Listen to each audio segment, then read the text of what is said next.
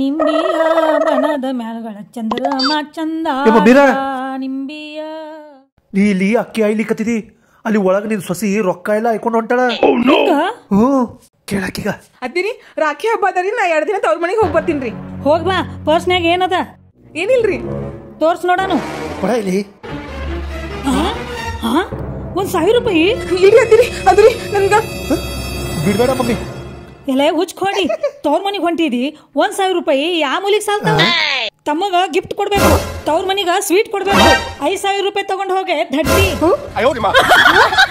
5,000 ರೂಪಾಯಿ ನಾ ಕೊಡ್ತಾನ. ಆಕಿಗೆ 5,000 ರೂಪಾಯಿ ಟ್ರಾನ್ಸ್ಫರ್ ಮಾಡಿ. ಹೋಗು ಮಾಡು. ಪಾಸ್ವರ್ಡ್ ನೆನಪಾಗಲ್ಲ. ಏನ್ ಪಾಸ್ವರ್ಡ್?